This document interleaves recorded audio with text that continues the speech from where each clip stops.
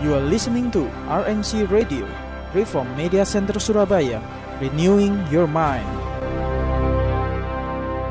Salam jumpa pendengar terkasih dimanapun berada, kembali program Q&A atau Question and Answer bersama Pendeta Andi Halim hadir untuk menyapa pendengar semuanya, di mana tentu saja dalam Q&A ini kita akan bersama-sama belajar firman Tuhan, dan setiap minggunya kita disapa dengan topik-topik yang sangat menarik yang pastinya menggugah rasa ingin belajar kita lebih dalam lagi. Termasuk untuk kali ini kita dalam topiknya adalah karunia yang egois atau membangun. Sudah sangat panjang perjalanannya membahas tentang topik satu ini ya. Mengapa? Tentu saja karena banyak hal yang harus kita mengerti dengan perlahan-lahan. Baik, kita langsung sapa saja untuk kali ini yang sudah bersama-sama dengan kita dalam Q&A, Pendeta Andi Halim ya. Salam jumpa Pak Andi. Salam jumpa Adelia. Baik, bagaimana Pak Andi? Ada mau pembukaan dulu mungkin sedikit mengingatkan untuk pendengar semuanya.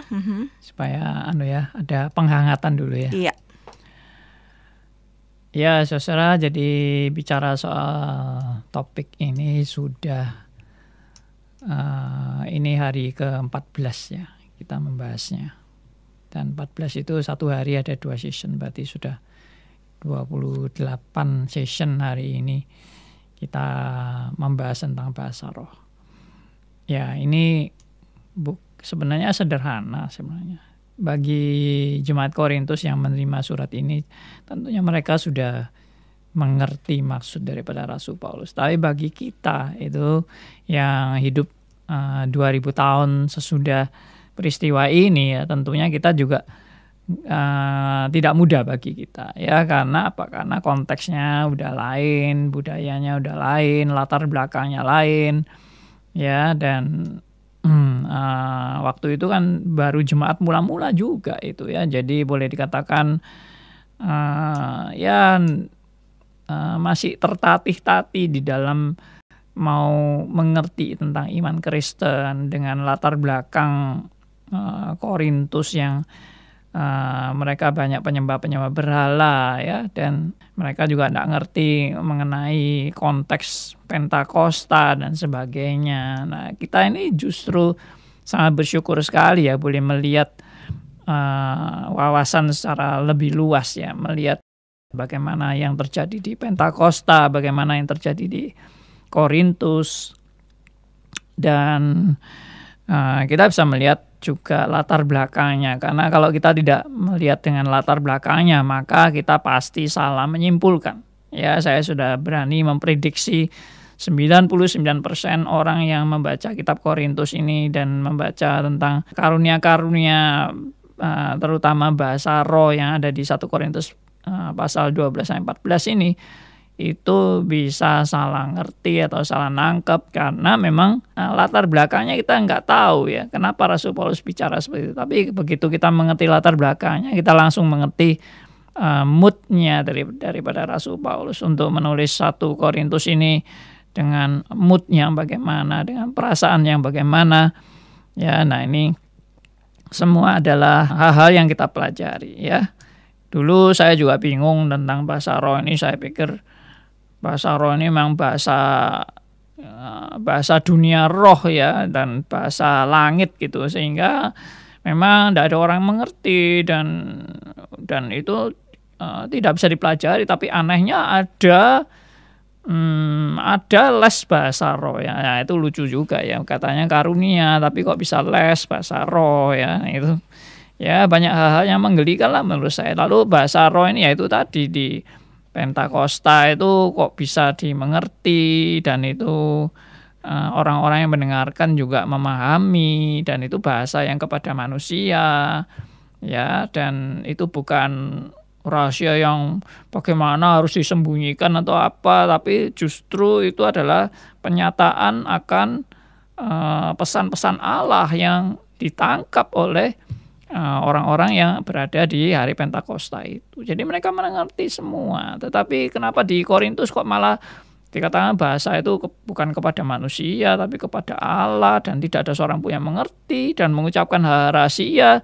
Nah, itu kan bagi saya ini apa ini? Lalu ya itu ada ada beberapa hamba-hamba Tuhan yang menyimpulkan, ada 2 macam bahasa roh memangnya ya, satunya dimengerti, satunya tidak dimengerti, satunya bahasa dunia, satunya bahasa langit. Ya itu ternyata kesimpulan yang salah ya. Kalau kita memahami dengan benar, kita sudah meneliti, kita sudah melihat latar belakangnya, kita sudah melihat gaya bahasa daripada Rasul Paulus, cara-cara pendekatan, cara nego, cara bahasa sindiran, teguran, dan sebagainya. Semua akhirnya kita mengerti bahwa maksud Rasul Paulus yang sebenarnya itu bagaimana ya. Nah, jadi ini acara tanya jawab saudara ya.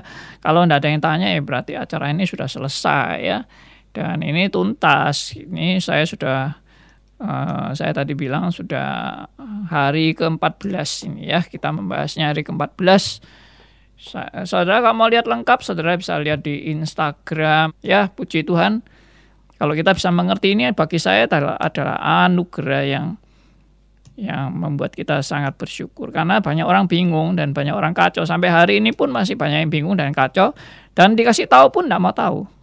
Ya, maksudnya kalau saudara sudah tahu seperti kebenaran yang saya sharingkan, coba mereka dikasih tahu, belum tentu mau. Mereka bilang pokoknya aku enjoy.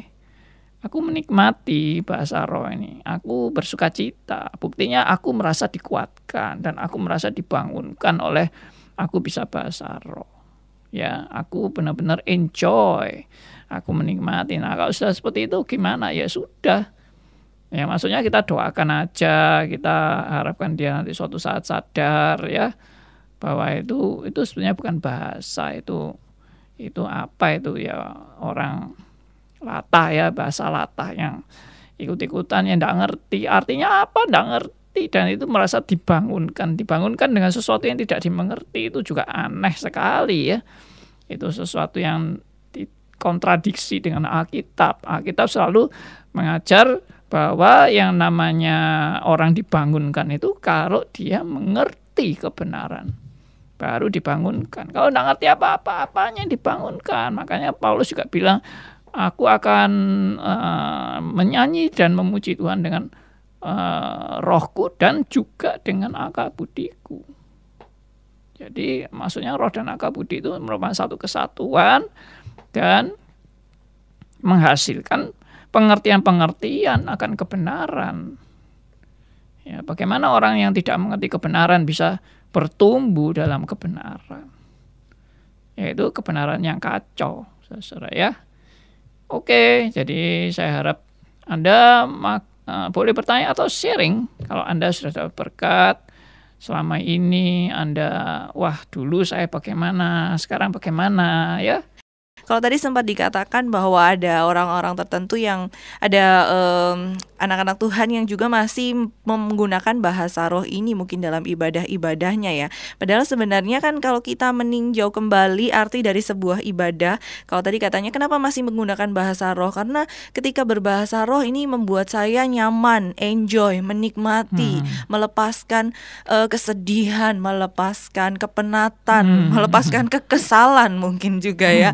Nah, tapi apakah tepat ya seperti itu ya? Sedangkan ketika kita ibadah sendiri, mungkin di ibadah di gereja seperti itu, esensi ibadah sebenarnya itu apa sih, Pak? Bukankah esensi ibadah itu adalah untuk menyembah Tuhan gitu ya? Menyembah itu kan berarti harusnya kita datang untuk menyenangkan seseorang itu gitu ya, memuji sesuatu yang kita sembah itu gitu kan ya. Nah, sedangkan ini mungkin agak sedikit terbalik dan kontradiksi.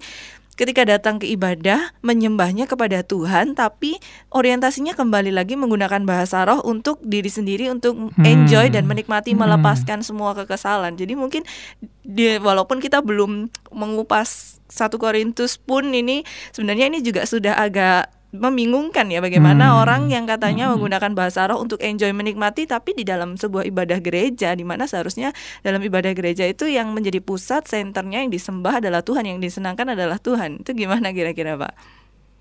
Iya, ya itu berarti itu ada 2 center.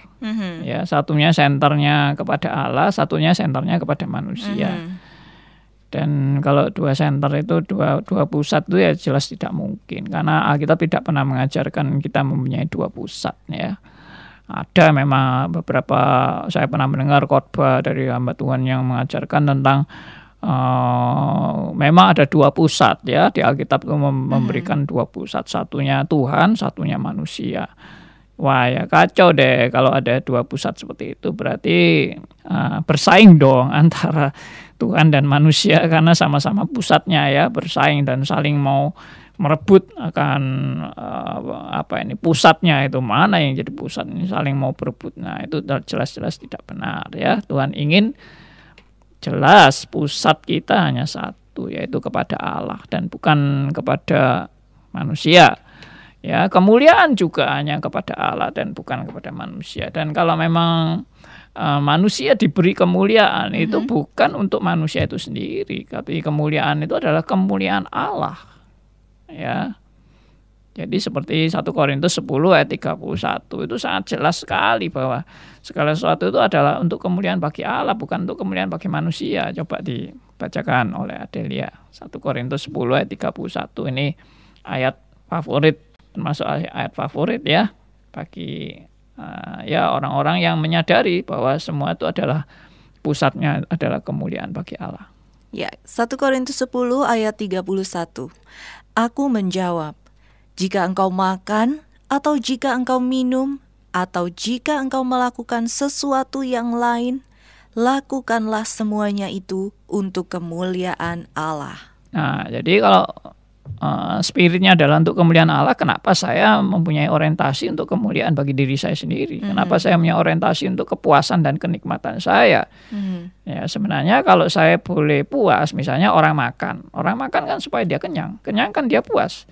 Tapi dia harus sadar, dia makan pun itu adalah untuk kemuliaan bagi Allah.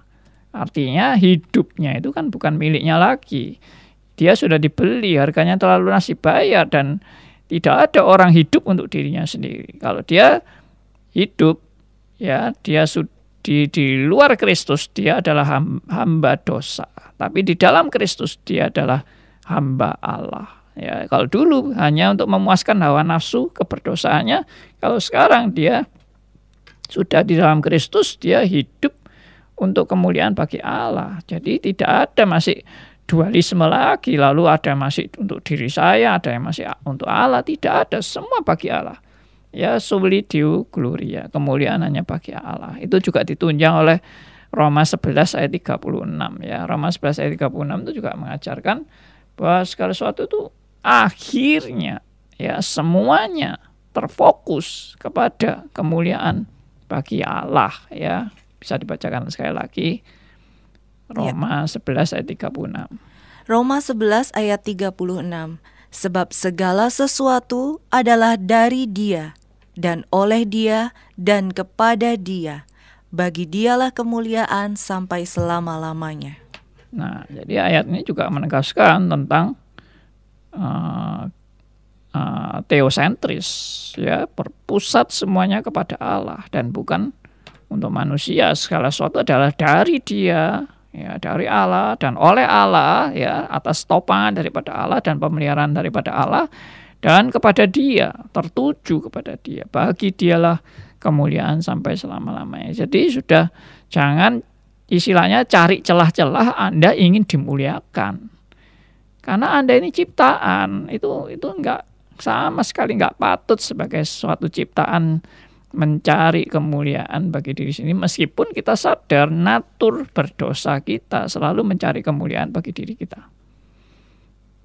Dan itu dengan kesadaran ini kita seharusnya sudah stop ya toh. Segala hal untuk kepuasan diri, kenikmatan diri itu seharusnya di stop, jangan malah tambah disuburkan. Kita memahami memang kita ini masih ada, si aku itu pasti ada. Tapi jangan si aku yang masih ada ini malah tambah diberi tempat dan disuburkan dan dibenarkan untuk si aku ini disuburkan. Justru jangan dibenarkan. Memang kita mengakui kita tidak ada yang tidak dosa kok. Kita tidak ada yang tidak egois. Semua itu egois. Semua itu munafik. Semua itu mencari kemuliaan untuk diri sendiri. Itu kesadaran kita. Tetapi Roh Kudus mengingatkan saudara dan saya untuk kita belajar apa? Menyangkal diri dan memikul salib dan mengikut Dia. Nah, itulah. Ya, kalau tadi sempat dikatakan celah-celah untuk kemuliaan. Jangan mencari celah-celah untuk mencari kemuliaan bagi diri kita sendiri. Bagaimana dengan celah-celah untuk kepuasan, Pak?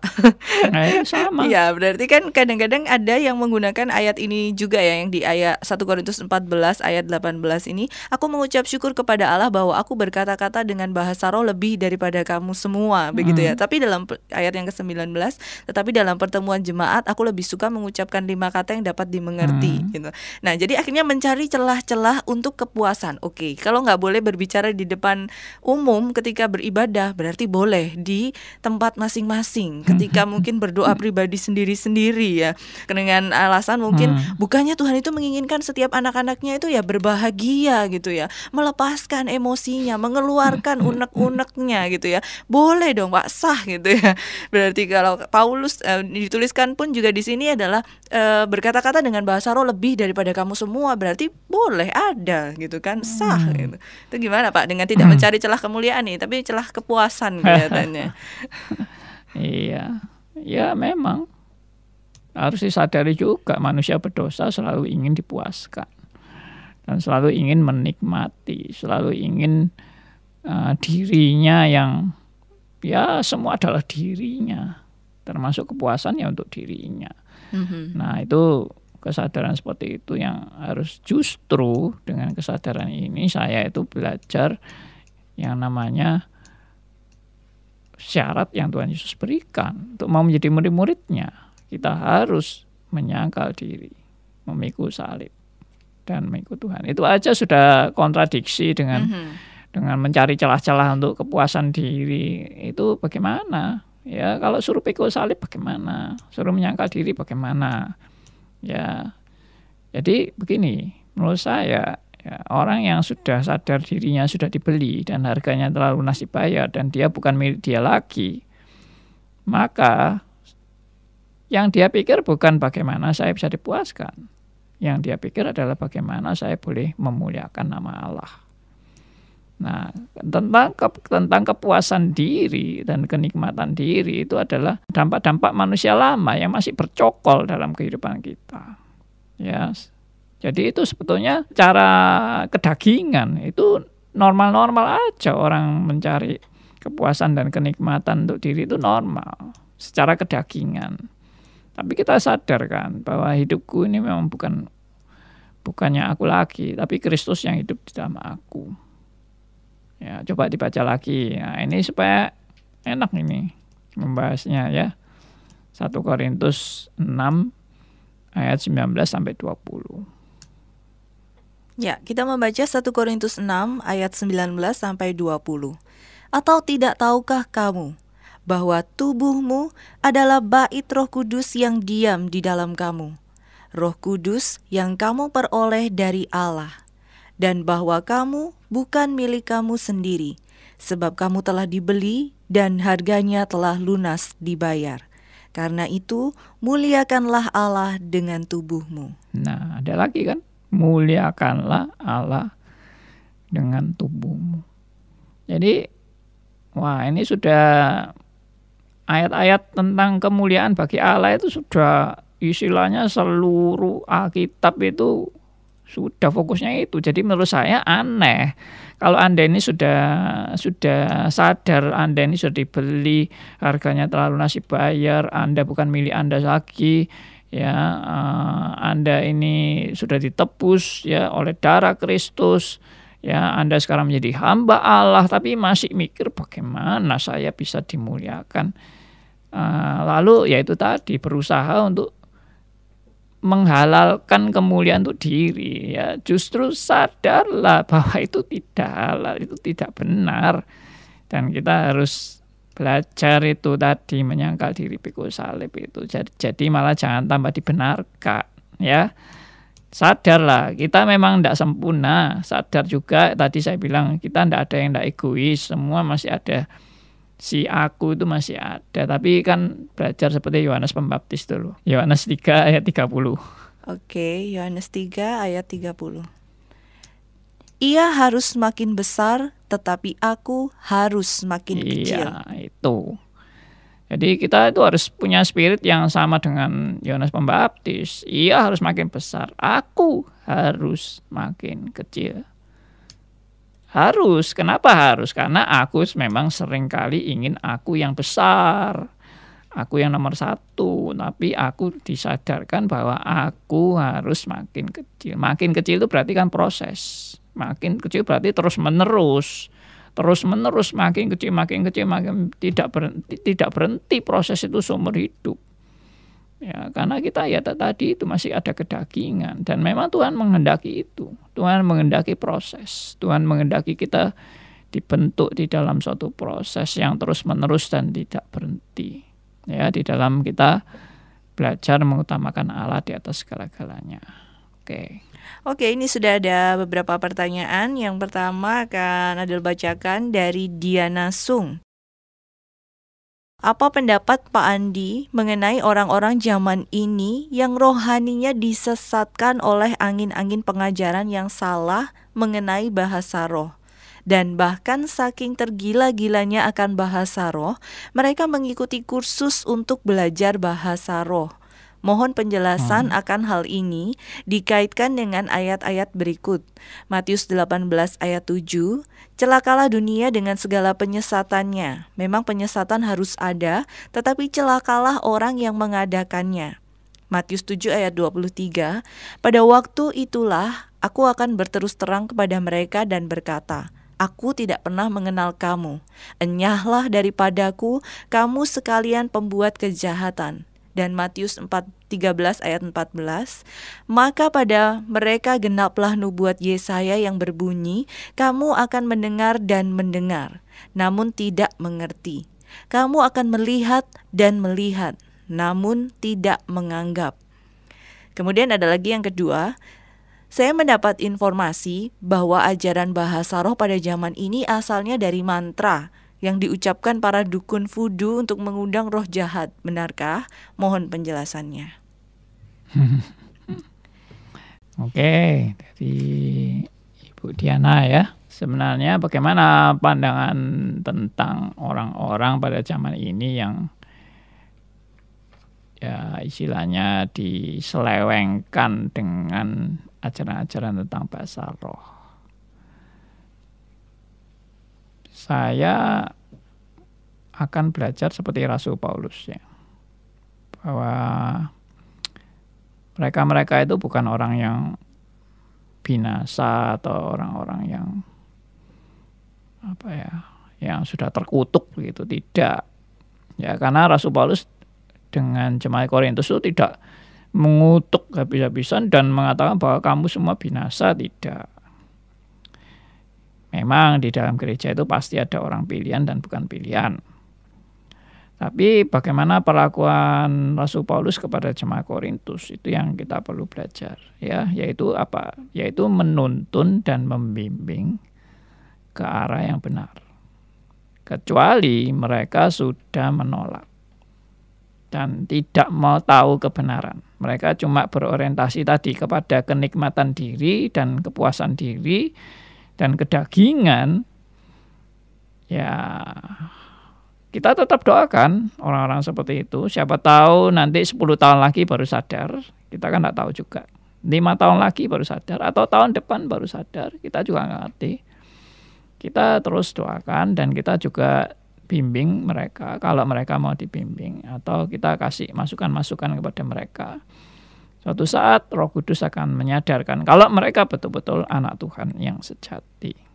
Ya, jadi kalau mereka memang bukan orang pilihan, ya sudah.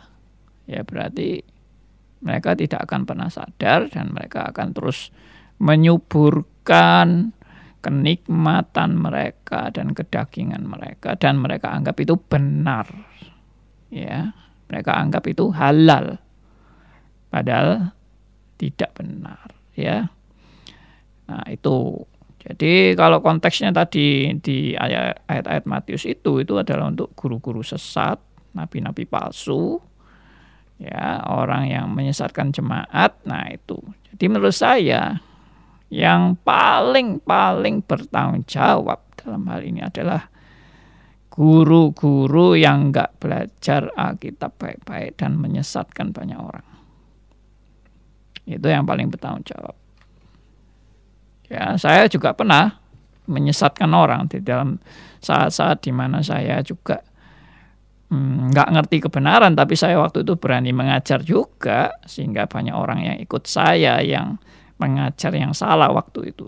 Waktu itu saya belum sadar akan kebenaran-kebenaran ini, dan saya mempengaruhi banyak orang juga, teman-teman saya dan sebagainya. Tapi setelah saya sadar, saya mengaku saya bersalah dan saya mengaku bahwa saya dulu mengajar yang tidak sesuai dengan Alkitab, dan saya mengajak teman-teman saya itu untuk kembali kepada kebenaran.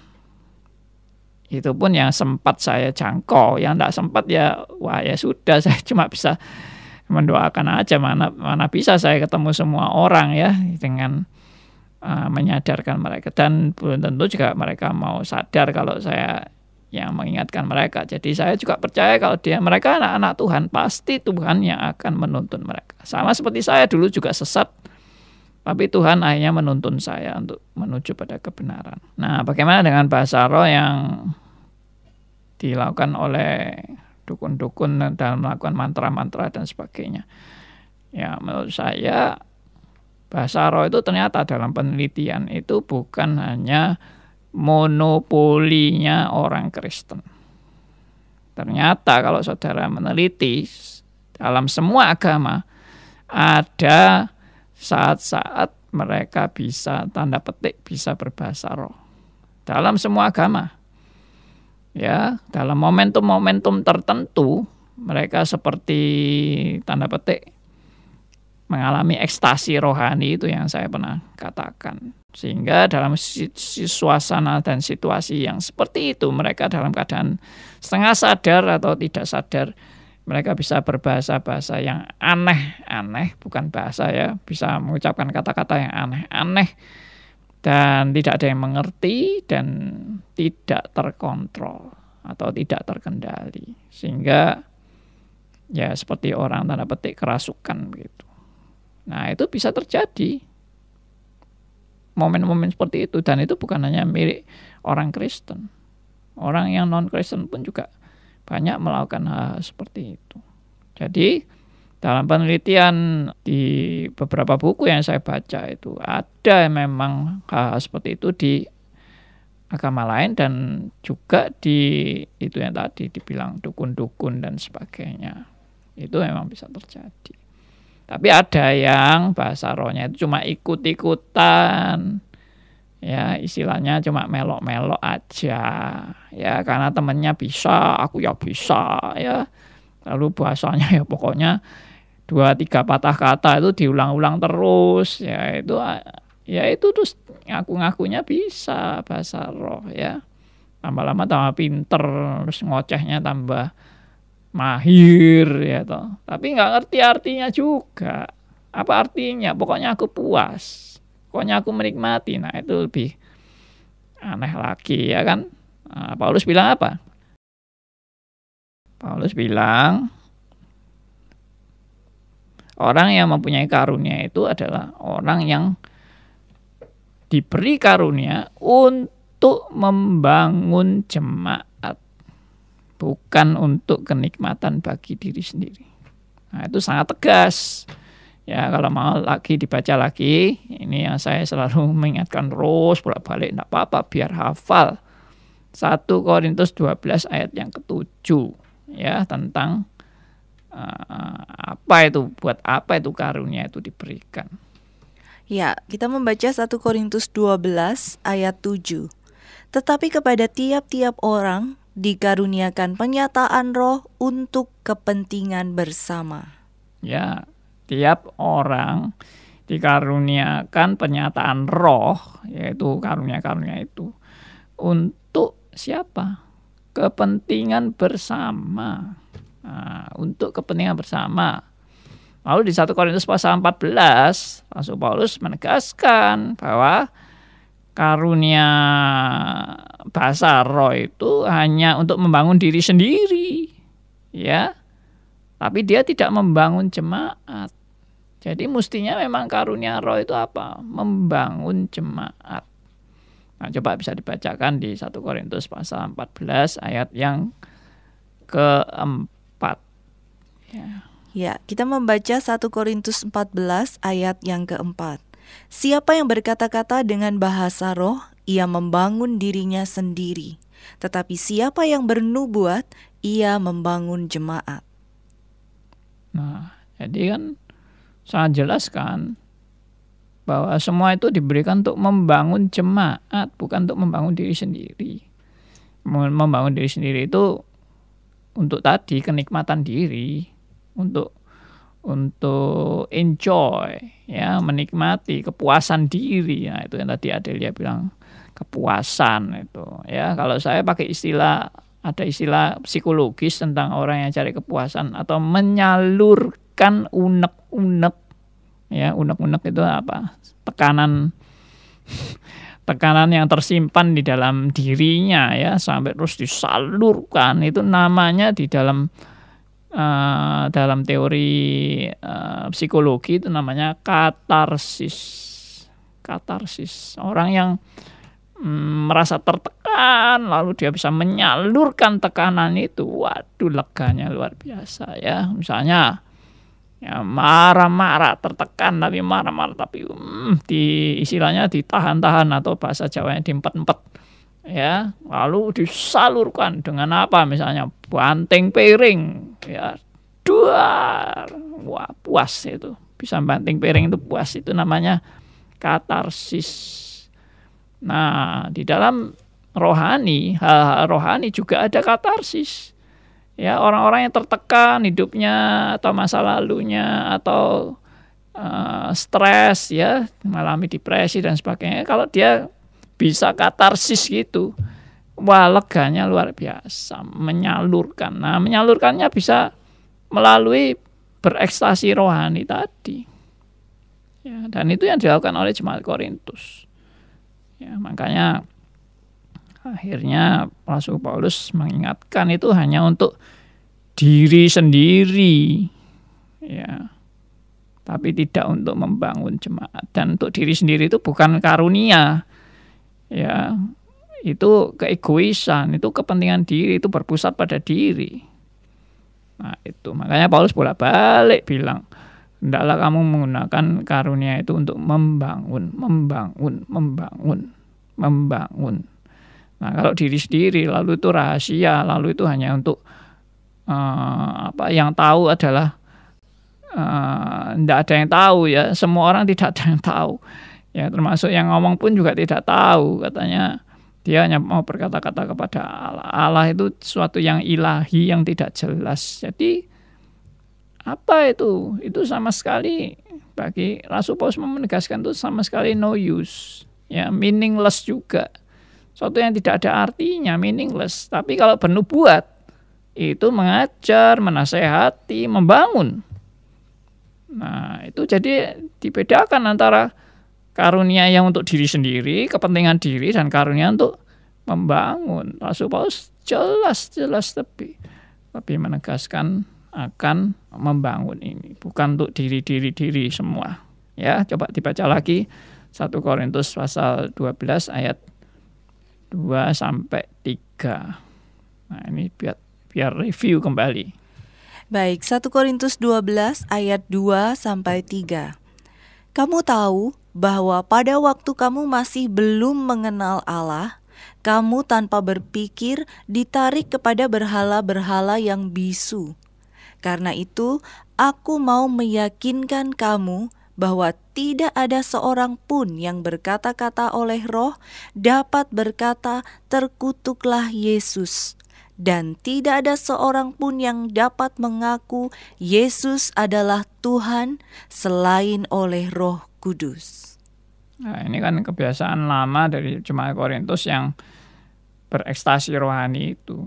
Jadi mereka itu tanpa sadar mengucapkan kata-kata yang tidak terkontrol, ya, dan itu membawa kepada kebiasaan mereka yang berbahasa roh yang tidak terkontrol itu atau tidak terkendali itu. Dan Rasul Paulus bilang itu bukan yang benar, itu hanya untuk diri sendiri. Nah, coba dibaca lagi 1 Korintus 14 ayat 2 sampai 3. 1 Korintus 14 ayat 2 dan 3. Siapa yang berkata-kata dengan bahasa roh tidak berkata-kata kepada manusia tetapi kepada Allah. Sebab tidak ada seorang pun yang mengerti bahasanya. Oleh roh ia mengucapkan hal-hal yang rahasia. Tetapi siapa yang bernubuat, ia berkata-kata kepada manusia. Ia membangun, menasehati, dan menghibur. Ya, perhatikan, membangun, menasehati, menghibur. Karena dengan kata-kata yang jelas. Membangun, menasehati, menghibur. Sedangkan bahasa roh, nggak ada yang ngerti sama sekali. Ya. Dan kamu berkata-kata itu kepada siapa? Allah tanda petik yang tidak jelas. Pada suatu ilah yang tidak jelas. Jadi makanya Rasul Paulus bilang, jelas yang perlu dilakukan itu bukan yang bahasa roh, tetapi bernubuat. Nah, itu di ayat 1 aja Paulus sudah bilang. Berusaha untuk memperoleh karunia, yaitu karunia bernubuat. Bukan yang bahasa roh. Karena bahasa roh versi Korintus adalah identik dengan kekacauan. Masih ingat jemaat Korintus yang terpecah belah? Ya, jemaat Korintus yang punya golongan-golongan yang saling menghina satu dengan yang lain, golongan-golongannya. Lalu jemaat Korintus yang ada percabulan yang dilakukan oleh orang-orang yang sampai begitu keterlaluannya, sampai dikatakan orang kafir pun tidak melakukan sebobrok itu. Ya, jemaat Korintus yang mencari keadilan kepada orang yang tidak mengenal Allah. Ya, jemaat Korintus yang melakukan perjamuan kudus dengan mempermainkan perjamuan kudus, ya, semacam pesta pora dalam perjamuan kudus. Ya, yang tidak mengerti soal kawin mengawin, yang memperlakukan tubuhnya untuk percabulan dan sebagainya. Itu tidak mengerti sama sekali. Makanya Rasul Paulus di pasal 12 ayat 1 menegaskan bahwa Rasul Paulus di dalam mempelajari, mengajar jemaat Korintus ini mau mengingatkan supaya di dalam pasal 12 ayat 1 supaya apa? Supaya kamu mengetahui kebenarannya. Karena jemaat Korintus tidak tahu kebenaran mengenai karunia-karunia dan mempraktekkan karunia ini secara salah dan keliru semua. Makanya jangan baca 1 Korintus ini 12 sampai 14 ini dengan mau meniru jemaat Korintus atau meneladani jemaat Korintus atau menerima surat ini sebagai anjuran-anjuran yang harus dilakukan. Tidak, ini bukan anjuran, ini teguran, ini koreksi, ini sindiran, ya, ini menunjukkan kesalahan-kesalahan, ya. Makanya jangan baca 1 Korintus dengan keliru. Kita langsung ke yang sudah bergabung juga ya Pak ya malam hari ini di WhatsApp. Ini memang sesuatu yang paling greget sekali, poinnya adalah mungkin kita udah beberapa seri ini membuat kita semua mengerti, oh iya ternyata seperti itu. Dengan latar belakang Rasul Paulus menulis ini adalah untuk keadaan jemaat yang seperti ini. Jadi ini bukan sebuah surat anjuran atau perintah ya, bukan sama sekali ya ternyata. Wah, oke, kita mengerti. Nah, tapi satu pertanyaan yang greget sekali yang masih pasti ada di benak kita semua, termasuk dari Diki di Solo ini ya. Bagaimana menyadarkan kemudian ya, kalau kita tahu, kita tuh pasti kayak pingin sekali ya untuk menyadarkan atau minimal memberitahu lah orang-orang yang salah gitu ya dalam berbahasa roh. Ini pertanyaan dari Diki di Solo. Bagaimana menyadarkan orang yang sudah berbahasa roh padahal itu sudah mendarah daging bagi mereka? Ya, halo Diki. Ya, bersyukur ya kita boleh disadarkan, itu suatu anugerah Tuhan. Kalau ditanya bagaimana menyadarkan, itu memang yang bisa menyadarkan itu cuma anugerah Tuhan. Itu bukan karena kehebatan kata-kata kita atau kepandaian kita atau kejeniusan kita, itu sama sekali tidak. Tapi Tapi memang meskipun itu anugerah Tuhan, Tuhan juga memakai saudara dan saya untuk ya bisa menjadi sarana atau perantara yang untuk bisa menyalurkan berkat ini kepada mereka. Ya begini, kalau menurut saya begini ya, kalau dia itu anak Tuhan yang sejati. Misalnya tadi Adelia bilang kan mereka itu kan mencari kepuasan dan mereka menikmati itu. Nah, lalu kita langsung counternya gini, kamu lebih mengutamakan mana, kepuasan atau kebenaran? Nah itu aja, coba ditantang begitu. Bagi kamu yang lebih penting yang mana, kepuasan diri atau kebenaran? Nah, saya percaya kalau dia seorang anak Tuhan yang sejati, dia pasti ngomongnya ya kebenaran dong. Ya kan, bukan kepuasan. Kepuasan kan diri sendiri. Kalau kebenaran itu, nah lalu kita lanjutkan kan. Tapi kebenaran itu tidak selalu identik sejalan dengan kepuasan kita. Dulu saya dulu punya pikiran yang namanya kebenaran itu ya pasti memuaskan. Tapi ternyata tidak. Kalau itu bertentangan dengan kedagingan kita, belum tentu kita puas dengan kebenaran itu. Kita malah bisa jengkel dengan kebenaran itu. Karena berlawanan dengan kedagingan kita. Kita bisa istilahnya berontak terhadap kebenaran itu. Karena itu saya nggak menikmati kebenaran itu. Nah, jadi dalam hal ini kita harus hati-hati. Kepuasan tidak identik dengan kebenaran. Nah, itu kita mulai dari presupposisi ini ya supaya ya ini bisa membuka pintu atau membuka peluang untuk kita bisa. Nah, sekarang mari kita cari kebenarannya. Oke kan? Gitu. Kebenarannya dari mana? Ya menggali Alkitab. Kebenarannya bukan kebenaran subjektif, kebenaran aku, kebenaran kamu. Enggak, kebenarannya namanya kebenaran itu kebenaran sejati ya, hanya bersumber dari Alkitab. Mari sekarang kita belajar Alkitab baik-baik. Ya, diajar untuk mulai mengerti bagaimana menafsirkan Alkitab, melihat latar belakangnya, melihat jemaat Korintus, keadaannya, gaya bahasanya, dan sebagainya. Ya itu. Ya kembali lagi, yaitu semua anugerah Tuhan. Pelan-pelan, jangan memusuhi, ya jangan menghina, jangan merendahkan, jangan melecehkan. Ya kita dengan kasih kita melayani dan mendekati mereka. Kecuali kalau mereka sudah bilang, wah sorry, saya tidak setuju dengan segala pengajaran Anda, atau saya merasa Anda itu yang sesat. Ya, waduh, kalau kita sudah, mereka malah yang menilai kita sesat ya apa boleh buat ya. Tapi mungkin kita juga bisa berargumentasi, misalnya menurut kamu sesatnya di mana? Saya salahnya di mana? Coba tunjukkan ayat Alkitabnya apa?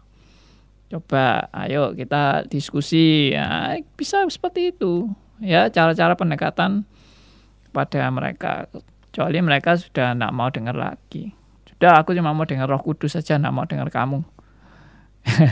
Ya, itu juga apa ya, orang yang udah nggak bisa diajak berpikir ya, cuma maunya katanya Roh Kudus. Tapi Roh Kudus itu pun roh dari mana? Ya, kenapa Roh Kudusnya dia bertentangan dengan Roh Kudusnya kita? Saya juga seringkali berargumentasi dengan beberapa mahasiswa yang dulu sering bertanya jawab dengan saya. Saya bilang, kalau kamu punya Roh Kudus, saya punya Roh Kudus.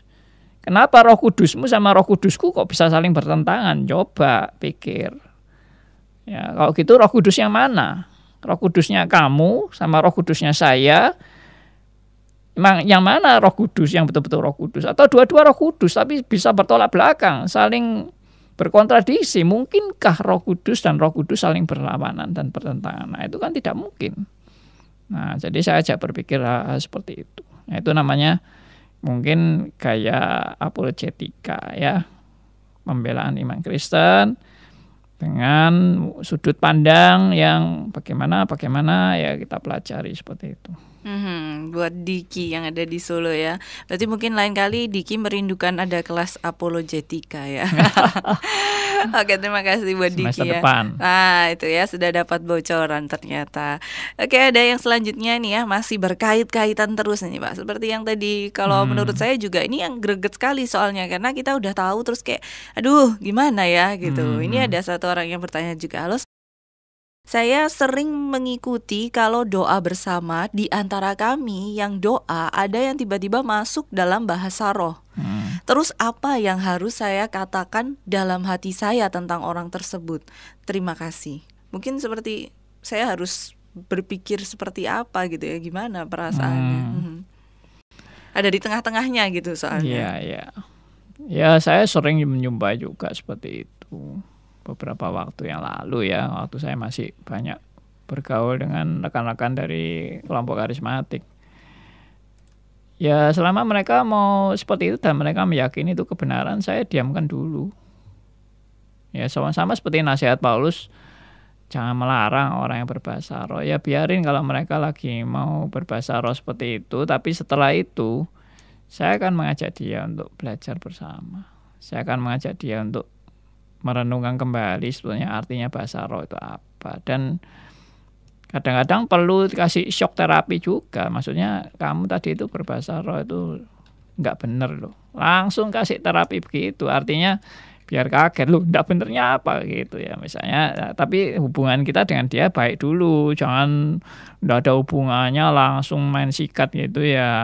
Habislah. Maksudnya hubungannya langsung putus gitu kan. Tapi kalau kita sudah jadi teman baik, kita sudah lama bergaul sama dia, kita kasih tahu dia bahwa tadi yang kamu omongkan tuh nggak bener loh, nggak sesuai dengan Alkitab.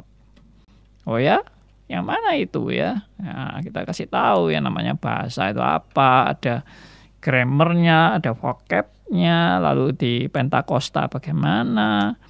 Ya, itu bahasa yang dimengerti dan banyak orang yang mendengarkan juga memahami. Ya, itu konteksnya adalah konteks pekabaran Injil. Lalu untuk orang konteks Yahudi dan non-Yahudi. Nah, itu latar belakang bahasa roh itu seperti itu. Ya, nah itu kita ajarkan pelan-pelan kepada dia. Kita lanjutkan. Ini dari siapa? Dari Ibu Winnie di Kediri. Ada khotbah pendeta Ezra Soru.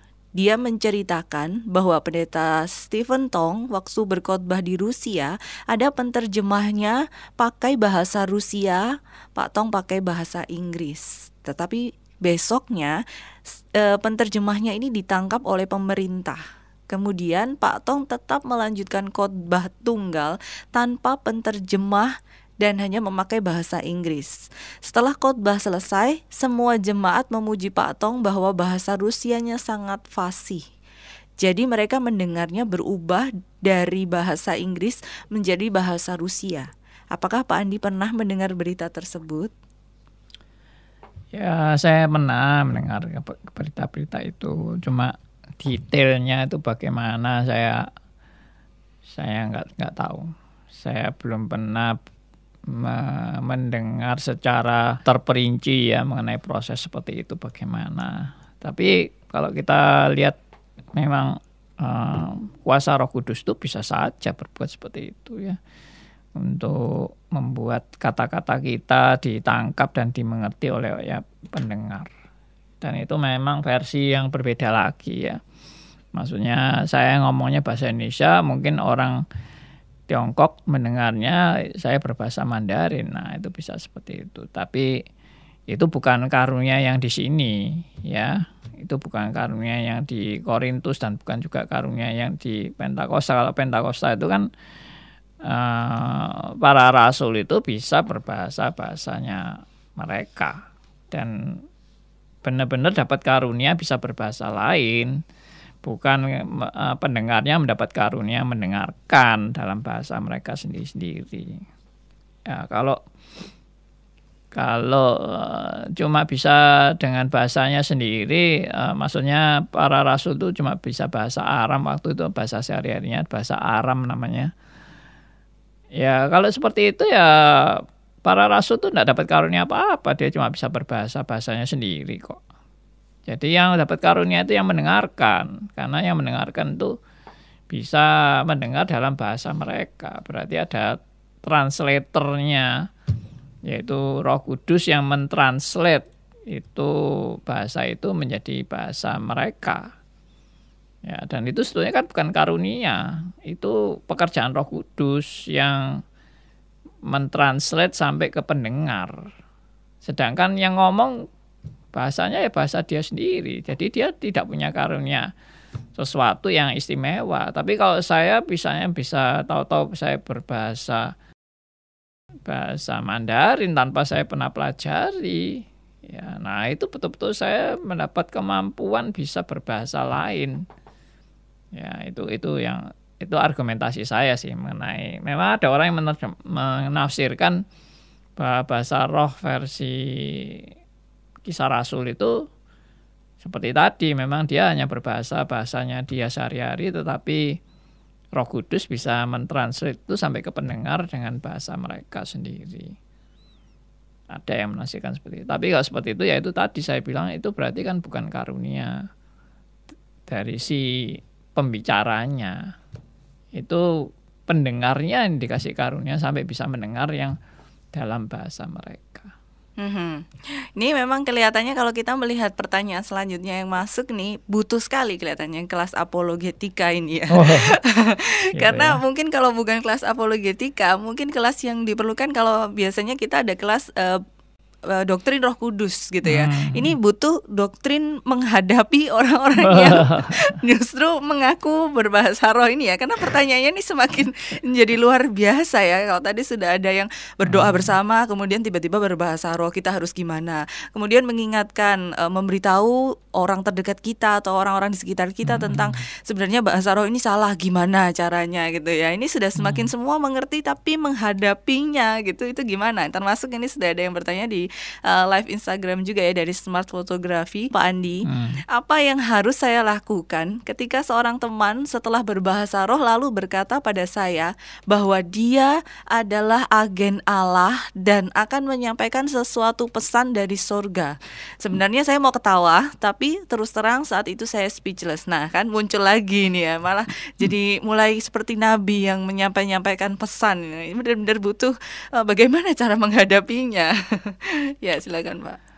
Ya, orang-orang seperti ini itu memang nggak bisa disadarkan cuma dari satu dua kata saja atau 1-2 kali pertemuan.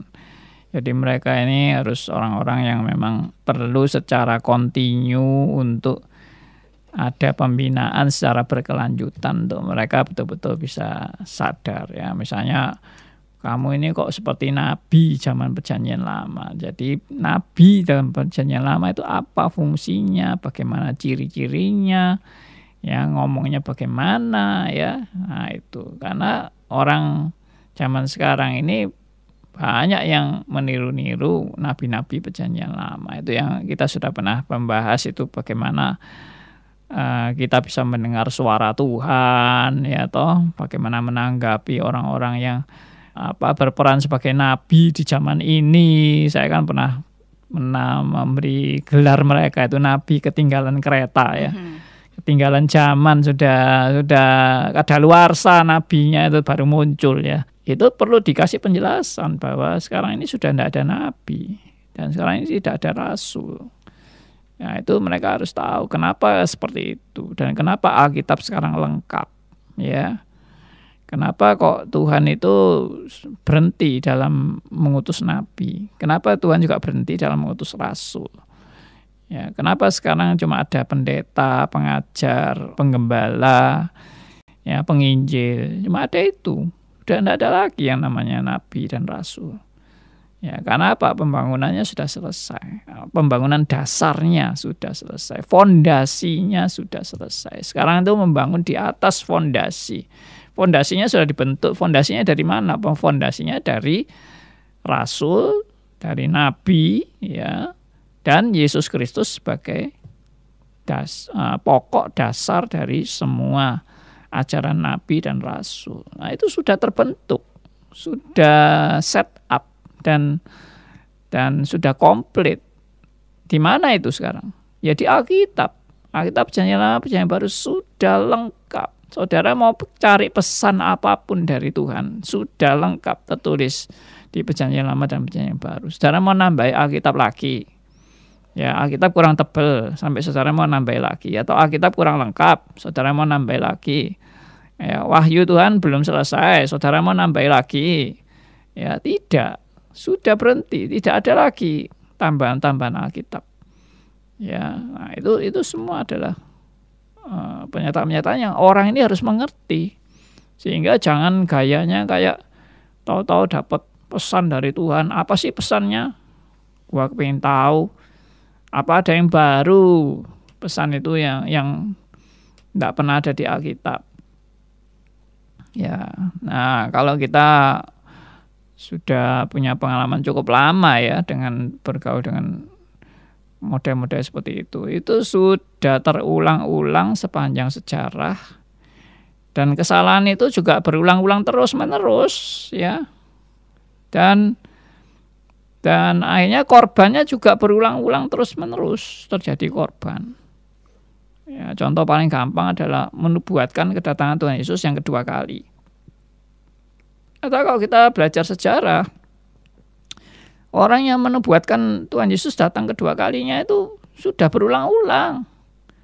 Ya, tiap kurang lebih 100 tahun, 200 tahun muncul lagi nanti, ya. Di zaman saya aja sudah muncul berapa kali itu orang menubuatkan tentang kedatangan Tuhan Yesus yang kedua kali. Ya, yang saya masih ingat sampai sekarang itu ya pendeta yang namanya si Buea itu. Ya, dari kalau tidak salah daerah apa itu, kepulauan dekat timur atau mana gitu ya, saya agak lupa. Nah lalu dia dapat katanya ini wahyu dari Tuhan ini, bahwa Tuhan Yesus mau datang ini di Bandung ya, tanggal 10 November, kalau kurang lebih ya mungkin 25 tahun yang lalu atau berapa itu saya lupa. Yaitu sampai jemaatnya semua dibawa ke Bandung untuk menyambut Tuhan Yesus. Ternyata Tuhan Yesusnya tidak datang. Ya, yang datang polisi menangkap dia. Nah itu terulang-ulang terjadi, dan bolak-balik ada korban. Selalu bolak-balik seperti itu. Lalu ada pendeta yang katanya dapat perintah dari Tuhan untuk melamar istrinya orang lain.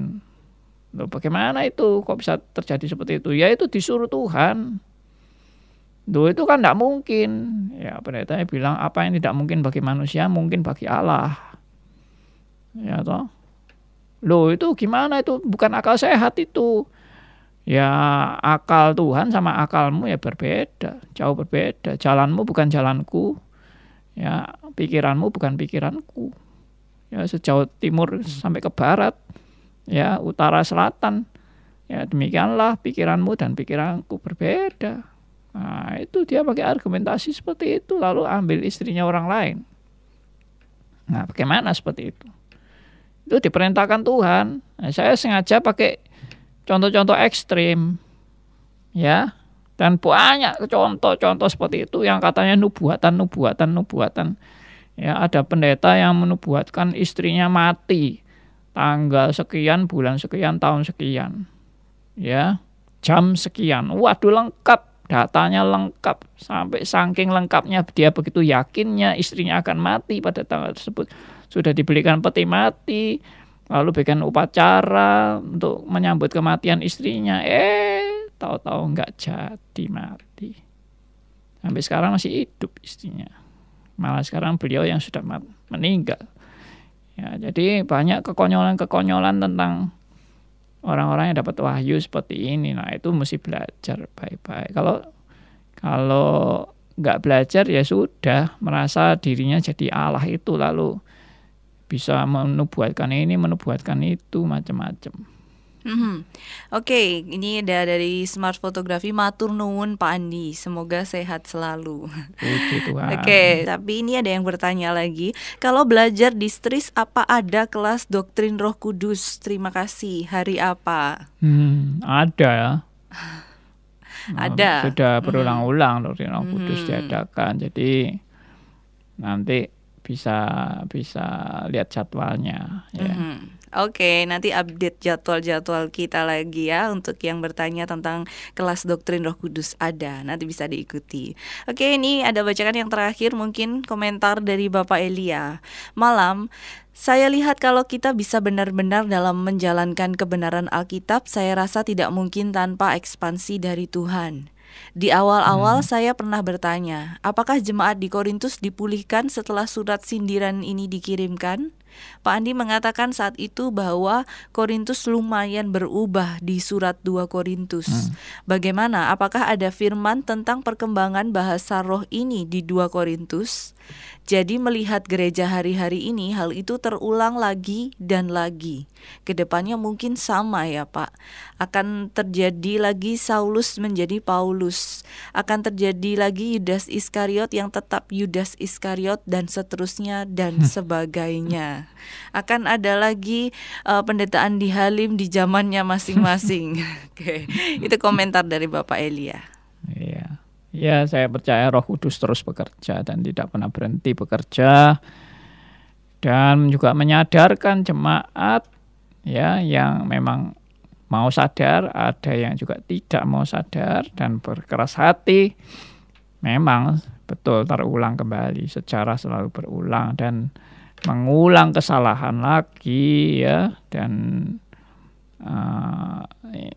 enjoy dengan kenikmatan kedagingan, selalu begitu saja berulang-ulang terus. Memang sudah dikhotbahkan juga oleh pengkhotbah bahwa di dunia ini tidak ada sesuatu yang baru, segala sesuatu mengulang lagi ya. Makanya pelajaran bagi saudara dan saya adalah mari kita belajar dari sejarah ya. Nah, ada filosof yang berkata bahwa pelajaran dari sejarah adalah manusia tidak mau belajar dari sejarah. Ya, itu unik juga ya toh, dan memang benar ternyata di dalam sejarah ini manusia tidak mau belajar dari sejarah dan selalu mengulang kesalahan-kesalahan sejarah. Ya, puji Tuhan kalau saudara dan saya boleh disadarkan dan dicelikkan. Semua karena anugerah Tuhan, bukan karena kehebatan Anda. Semua karena Tuhan begitu mengasihi Anda dan mencelikkan mata rohani saudara dan saya. Ya, itu bersyukur sekali atas kebenaran-kebenaran ini.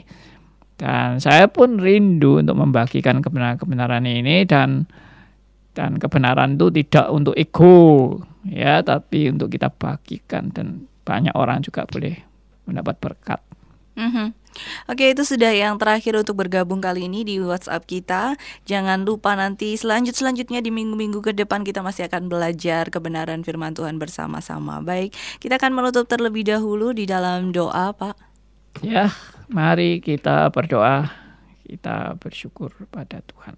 Bapa yang di surga, kami bersyukur dan berterima kasih karena Tuhan membuka rahasia-Mu bagi kami, sehingga kami boleh mengerti kebenaran. Kami juga boleh mengerti akan bagaimana keberadaan jemaat Korintus yang menjadi pelajaran bagi kami. Untuk kami tidak mengulang kesalahan-kesalahan yang sudah dilakukan, dan kami boleh terus bertumbuh dalam kebenaran demi kebenaran. Tuhan berkati seluruh pendengar Radio RMC, baik melalui aplikasi Radio RMC ataupun YouTube atau Instagram. Tuhan berkati semuanya para pendengar, dan kami juga boleh bertumbuh bersama. Tuhan berkati juga untuk acara-acara berikutnya, pembahasan-pembahasan selanjutnya. Tuhan berkati, kiranya semua ini boleh Tuhan pakai untuk kami terus bertumbuh dalam kebenaran demi kebenaran. Terima kasih ya Tuhan. Kami serahkan doa kami serahkan semuanya ini juga hanya bagi kemuliaan bagi nama Tuhan. Dalam nama Tuhan kami Yesus Kristus, Tuhan dan Juru Selamat kami yang hidup sampai selamanya. Amin. You are listening to RNC Radio, Reform Media Center Surabaya, renewing your mind.